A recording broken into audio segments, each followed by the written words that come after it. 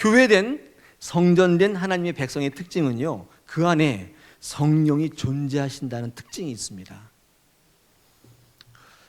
우리가 세례 받을 때 우리 가운데 성령이 임하세요. 세례를 허투루 받는 게 아니에요. 여러분 그거 알고 계세요? 오늘 사실은 세례가 있는 날인데 세례 줄 분이 아무도 없어서 세례 예식을 행하지 못합니다.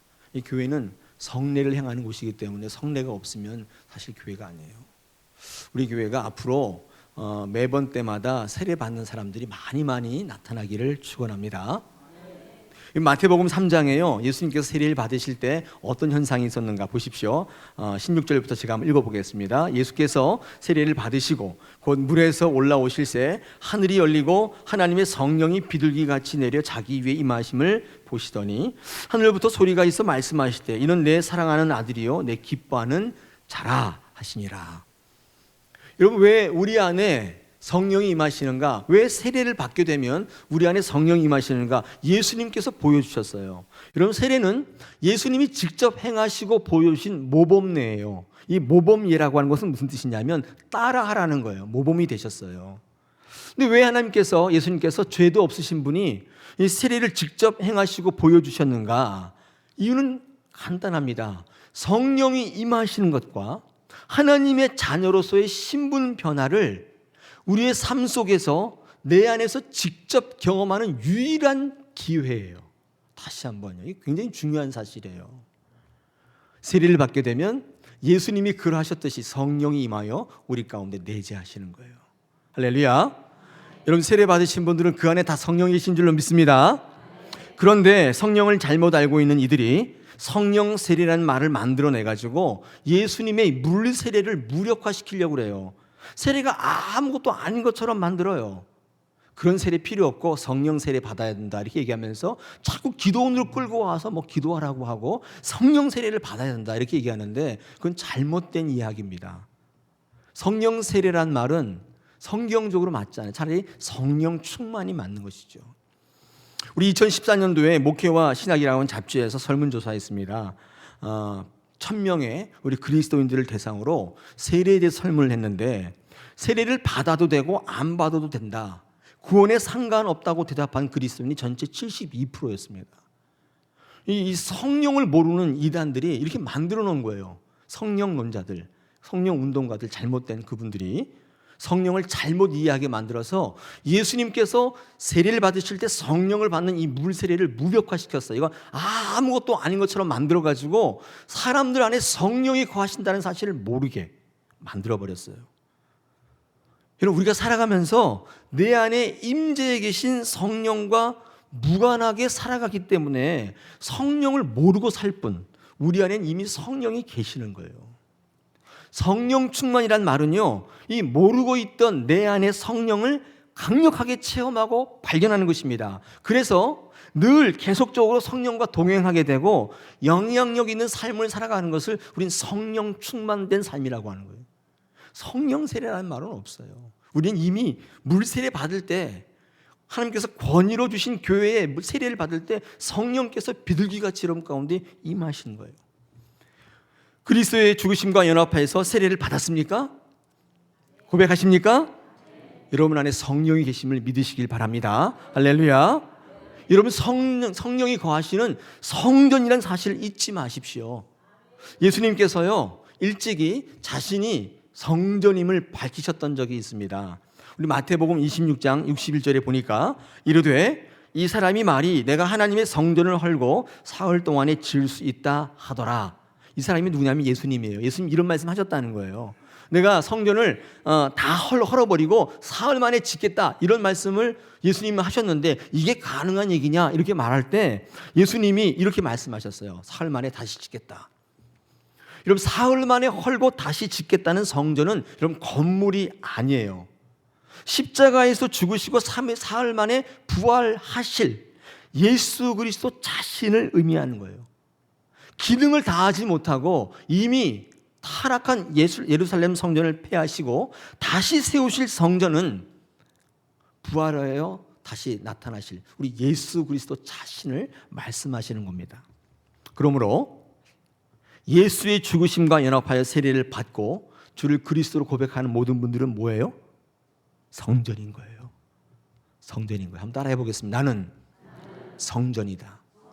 나는 성령을 품고 있는 성전이다. 할렐루야.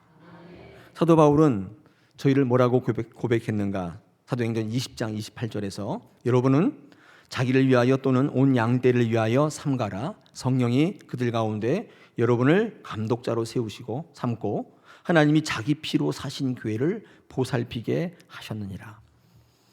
사도 바울은 여러분 한 사람 한 사람 교회인 여러분을 하나님의 피로 값주고 사신 성전이다 분명히 말씀하셨어요. 여러분 그렇게 귀한 존재예요. 하나님의 성전된 여러분이신 거예요. 오늘 이 시간에 우리 21주년을 맞이해서 교회의 정의를 다시 한번 굳건히 붙드시기를 축원합니다. 자, 두 번째로 알아볼 것은요. 그렇다면 교회는 어떤 목적이 있는 곳인가, 어떤 곳인가? 이것도 우리가 한번 살펴보아야 할 줄 믿습니다. 우리 18절을 제가 한번 읽어보겠습니다. 또 내가 내게 이르노니 너는 베드로라. 내가 이 반석 위에 내 교회를 세우리니 음부의 권세가 이기지 못하리라. 그럼 교회를 어디다가 세우시겠다고 말씀한 겁니까? 반석 위에 세운다고 말씀하셨죠. 근데 반석을요, 많은 분들이 베드로라고 착각하시는 분이 있어요.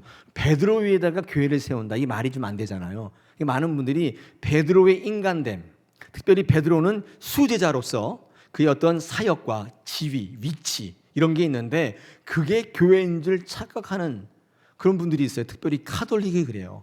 카톨릭은 이 베드로가 교회의 원류라고 생각하는 그런 곳이에요. 근데 여러분 이 반석 위에 세운다는 말은 도대체 무슨 말일까요? 베드로의 원래 이름이요 시몬입니다. 시몬의 원래 뜻은 이 헬라의 뜻은 조약돌이란 뜻이에요. 이 시몬이라는 말은 조약돌, 조그만 돌이에요. 이 조그만 돌의 특징이 뭐냐면 발로 차면 휙 가고 던지면 저쪽으로 휙 가버리고 그런 게 조약돌이죠. 위치 이동이 너무 빈번한 한 곳에 있지 않는 돌이 조약돌, 이 시몬입니다. 여러분 이 시몬인 이 베드로를 나중에 베드로로 이름을 바꿔줘요. 이 베드로는요, 이 헬라어에서 페트라에서 온 단어죠. 페트라. 이 페트라 가보셨어요? 성지순례 갔다 오신 분들은 요르단에 페트라 있습니다.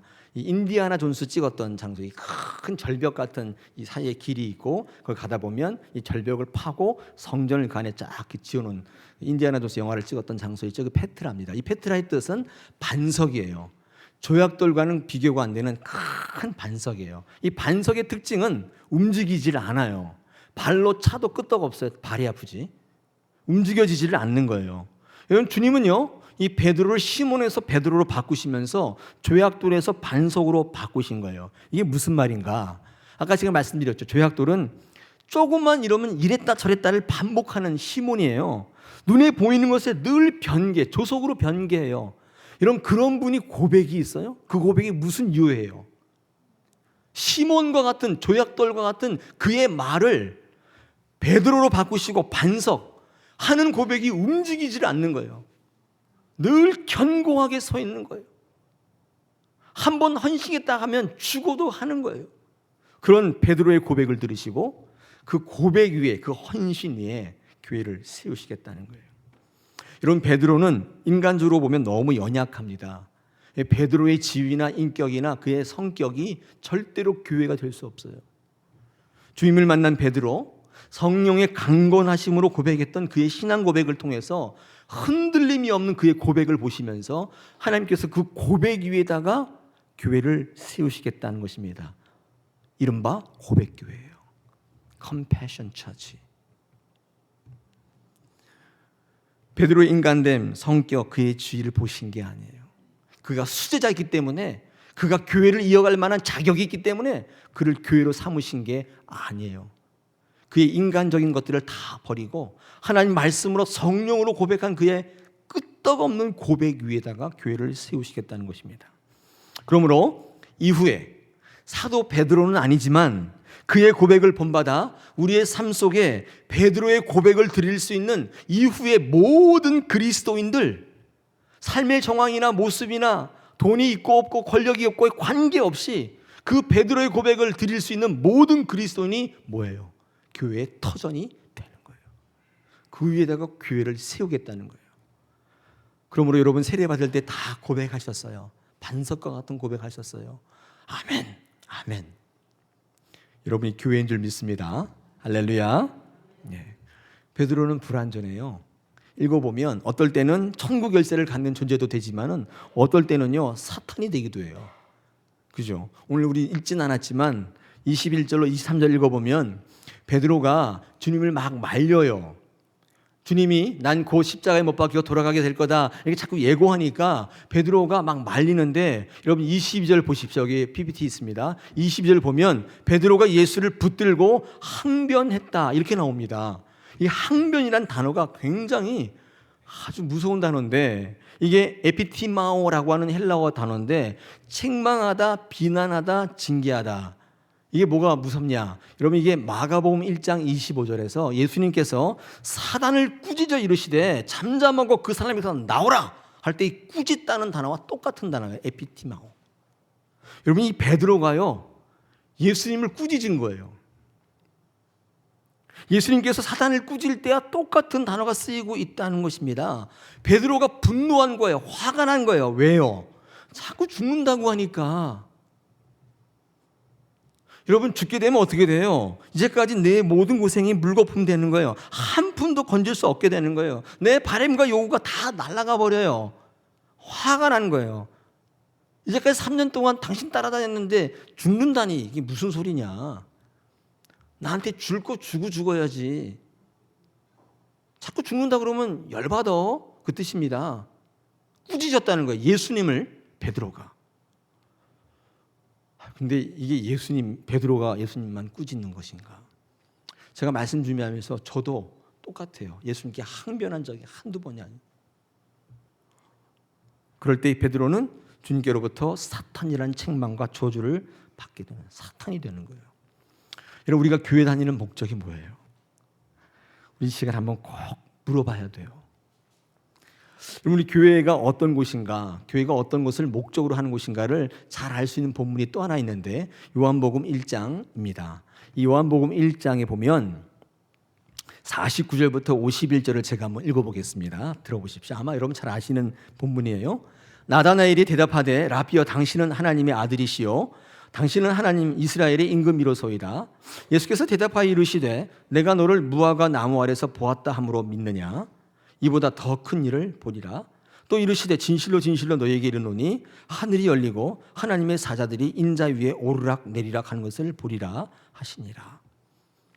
이 내용이 뭐냐면 빌립이 이 나다나엘이라는 친구를 데리고 전도하러 왔어요. 전도하러 오면서 나다나엘이 그러는 거예요. 야 나사렛 예수라고? 야 근데 나사렛이라는 그 깡촌에 뭐가 선한 게 나겠느냐 이렇게 기대감이 없었단 말이에요. 근데 예수님을 딱 만나자마자 예수님께서 뭐라고 하시냐면 내가 무화과 나무에 앉아 있는 것을 내가 알고 있다 이렇게 말씀하시는 거예요. 보았다.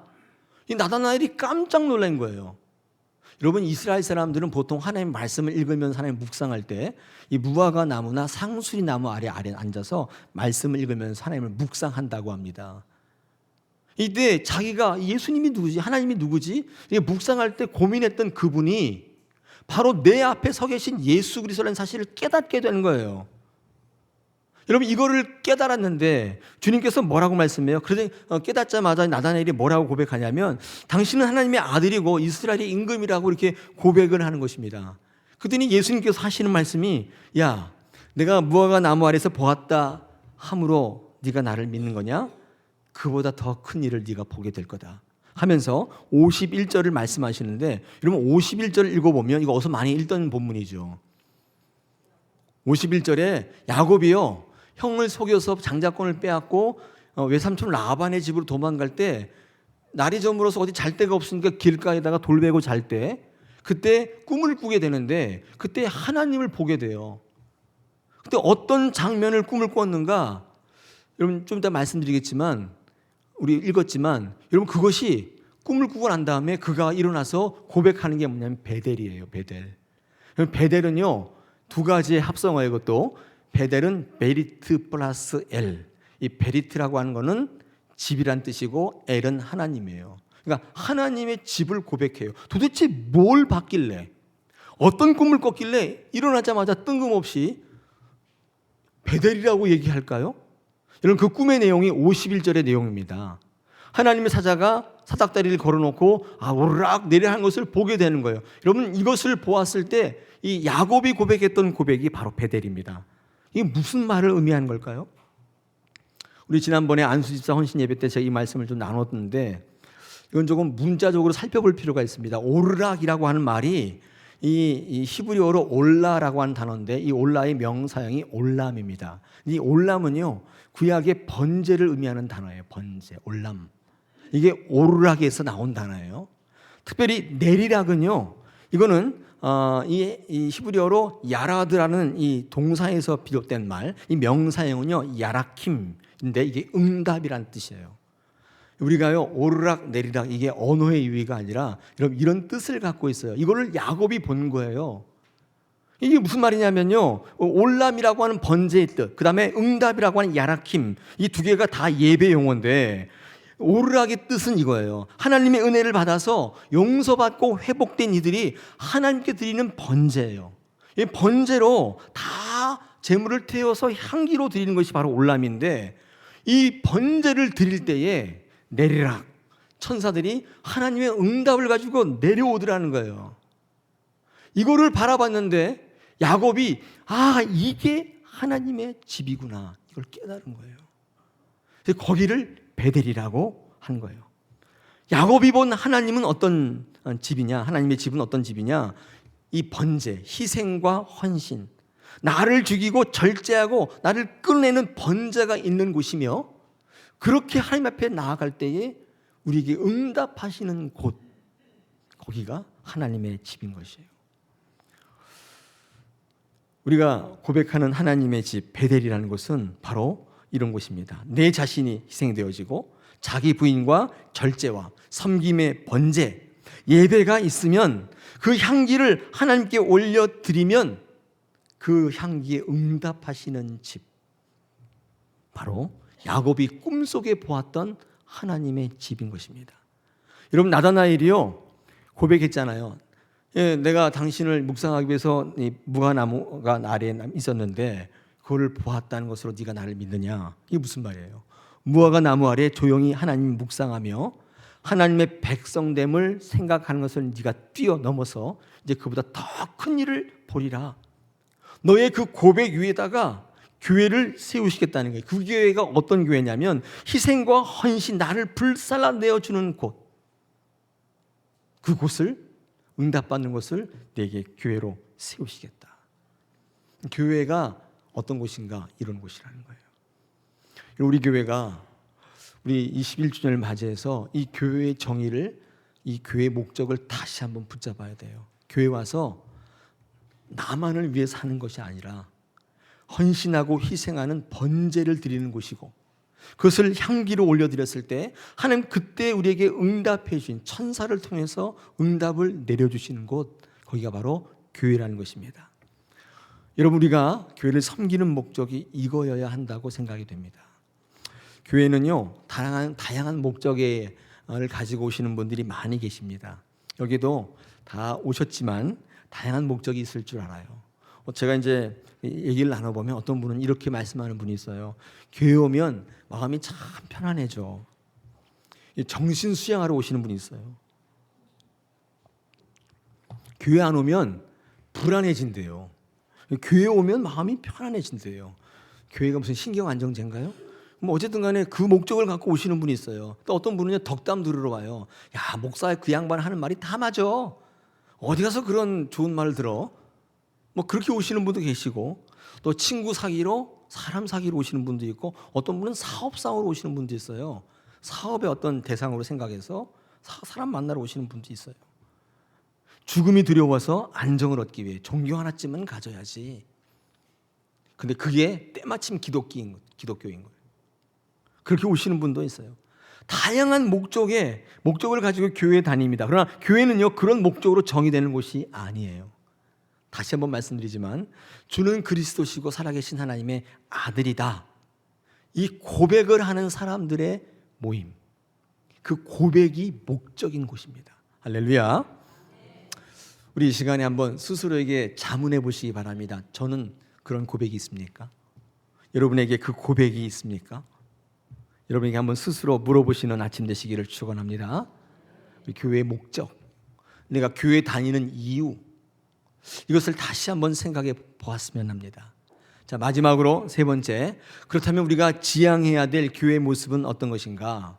사실 성경을 연구해 보면요, 이 베드로가 이런 고백을 했는데, 여러분, 이런 고백은 단순히 그의 즉흥적이고 그냥 찰나적인 고백이 아닌 것을 우리의 삶의 자리와 연관해서 우리가 알 수 있습니다.